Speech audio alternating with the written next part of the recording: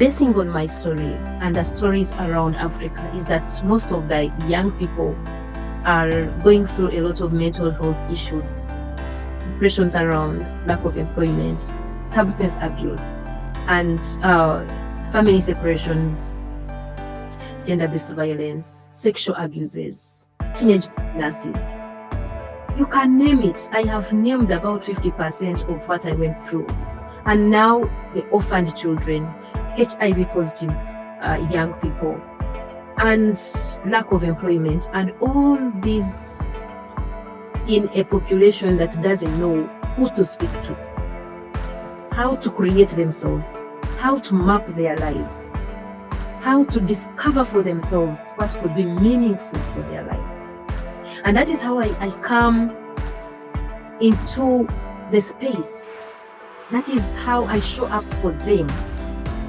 I want Africa where the young people will map their lives, will be highly independent, will discover what their capacities can be, will get out of the miseries of suicidal tendencies and substance abuses and,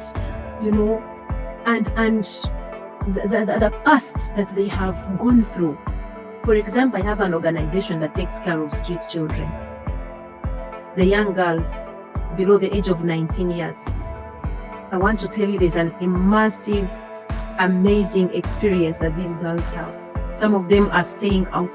Of course, they are staying on the streets. Some of them have children. So far, we have 7 girls who have their children and who come with them. That is the least we can actually get. But there are lots that really need our help. And that is how I come in the picture. Because we are all humanity. If someone doesn't hold a hand of a vulnerable child, or saving a soul, that soul is likely to get into double problems. We have girls that have more than 3 children, and yet they are even below 20 years of age. Why? Because they don't have any way of living. They just live on one man just giving them bread for the day, and that person sleeps with them. It's a painful.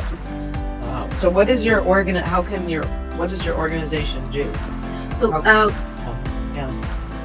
my organization is helping those such kinds of children to provide them with mental health, strategies, counseling, being out there with them, but also learning soft skills.